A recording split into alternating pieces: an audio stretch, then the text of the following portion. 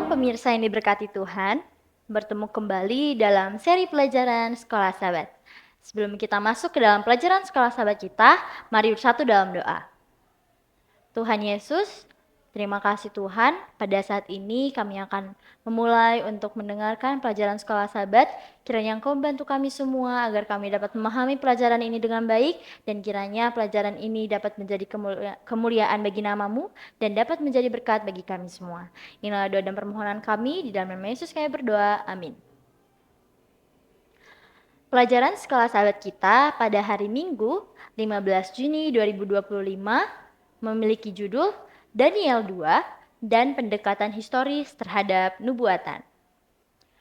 Salah satu nubuatan yang paling berkuasa dalam seluruh kitab suci adalah Daniel 2. Ditulis lebih dari 500 tahun sebelum Kristus, sang nabi menetapkan sejarah dunia, mulai dari zamannya di Babel, dan kemudian melalui media Persia, Yunani, Roma, dan perpecahan Roma menjadi bangsa-bangsa Eropa modern seperti yang ada hari ini. Faktanya, berbicara tentang negara-negara Eropa ini, satu ayat mengatakan bahwa mereka akan bercampur oleh perkawinan, tetapi tidak akan merupakan satu kesatuan, seperti besi tidak dapat bercampur dengan tanah liat. Daniel 2 ayat 43. Nubuatan ini telah digenapi dengan luar biasa. Artinya, terlepas dari segala macam perkawinan, campur antara orang-orang, dari pangeran hingga orang biasa, di negara ini mereka tetap terbagi. Misalnya, kerajaan Inggris disebut Rumah Windsor, nama Inggris yang bagus. Namun, nama itu merupakan perkembangan yang relatif baru sebenarnya tahun 1917. Sebelumnya, keluarga itu disebut Saxe-Coburg-Gotha, nama yang sangat khas Jerman. Karena banyak bangsawan Inggris melalui percampuran dengan keturunan manusia, adalah saudara-saudara dengan orang Jerman. Namun, ikatan darah itu tidak cukup untuk menjauhkan mereka dari perang, jadi selama Perang Dunia I ingin memisahkan diri dari musuh yang mereka benci, mereka mengubah nama menjadi Rumah Windsor. Bacalah Daniel 2 ayat 31-45. Ayat 31, ya Raja, Tuanku, melihat suatu penglihatan, yakni sebuah patung yang amat sangat besar. Patung ini tinggi, berkilau-kilauan luar biasa, tegak di hadapan Tuanku dan tampak mendahsyatkan. Ayat 32, adapun patung itu, kepalanya dari emas tua, dada dan lengannya dari perak, perut dan pinggangnya dari tembaga. Ayat 33, sedang pahanya dari besi dengan kakinya sebagian dari besi dan sebagian lagi dari tanah liat. Sementara Tuanku melihatnya terungkit lepas sebuah batu tanpa perbuatan tangan manusia, lalu menimpa patung itu tepat pada kakinya yang dari besi dan tanah liat itu sehingga remuk. Maka dengan sekaligus dirimukannya lah juga besi, tanah liat, tembaga, perak, dan emas itu. Dan semuanya menjadi seperti sekam di tempat pengirikan pada musim panas. Lalu angin menghembuskannya sehingga tidak ada bekas-bekasnya yang ditemukan. Tetapi batu yang menimpa patung itu menjadi gunung besar yang memenuhi seluruh bumi. Itulah mimpi Tuanku, dan sekarang maknanya akan kami katakan kepada Tuanku Raja. Ya Tuanku Raja, Raja segala raja, yang kepadanya oleh Allah semesta langit telah diberikan kerajaan, kekuasaan, kekuatan, dan kemuliaan, dan yang ke dalam tangannya telah diserahkannya anak-anak manusia, dimanapun mereka berada, binatang-binatang di padang, dan burung-burung di udara, dan yang dibuatnya menjadi kuasa atas semuanya itu, Tuankulah kepala yang dari emas itu. Tetapi sesudah Tuanku akan muncul suatu kerajaan lain yang kurang besar dari kerajaan Tuanku.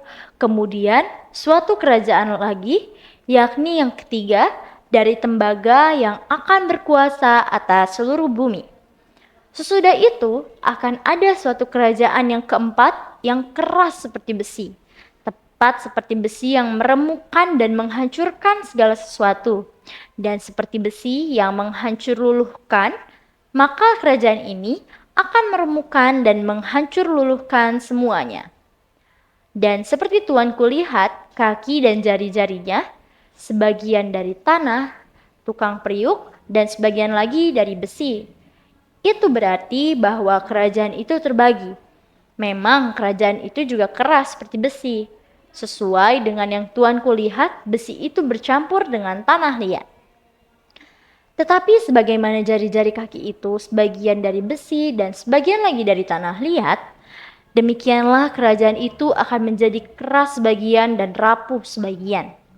Seperti Tuhan kulihat, besi bercampur dengan tanah liat, itu berarti mereka akan bercampur oleh perkawinan, tetapi tidak akan merupakan satu kesatuan.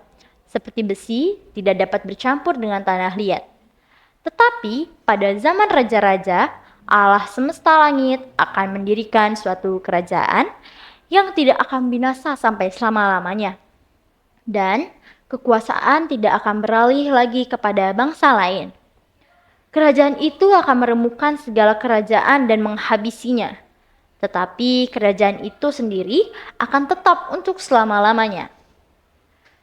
Tepat seperti yang Tuhan kulihat bahwa tanpa perbuatan tangan manusia, sebuah batu terungkit lepas dari gunung dan meremukkan besi, tembaga, tanah liat, perak, dan emas itu. Allah yang maha besar telah memberitahukan kepada Tuanku Raja apa yang akan terjadi di kemudian hari. Mimpi itu adalah benar dan maknanya dapat dipercayai. Apakah mimpi Nebukadnezar dan bagaimana Daniel menafsirkannya? Nubuatan apokaliptik dalam Daniel semuanya mengikuti landasan yang ditetapkan dalam Daniel 2. Artinya, sisa dari nubuatan-nubuatan ini seperti Daniel 2 mengikuti urutan kerajaan dunia satu demi satu sampai Tuhan mendirikan kerajaan yang kekal. Lihat Daniel 2 ayat 44, Daniel 7 ayat 13 dan 14. Dengan kata lain, nubuatan-nubuatan itu melalui sejarah dalam urutan kerajaan yang tak terputus. Dimulai pada zaman kuno dan berakhir di masa depan. Bahkan hingga zaman ini. Ini adalah pendekatan historis untuk menafsirkan nubuatannya dan itulah yang dituntut oleh ayat-ayat tersebut. Penggunaan pendekatan historis ini sangat penting untuk memahami peristiwa-peristiwa di akhir zaman, terutama seperti yang digambarkan dalam kitab Wahyu. Bagaimanakah Daniel 2 membuktikan kepada kita bahwa Tuhan tidak hanya mengetahui masa depan, tetapi pada akhirnya Dia yang bertanggung jawab atasnya? Tuhan memberkati.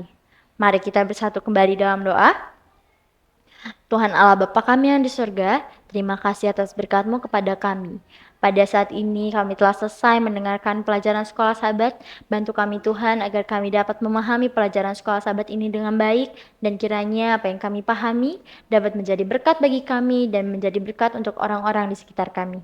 Pimpin kami Tuhan dan sertai kami di sisa hari kami. Di dalam nama Yesus kami berdoa. Amin.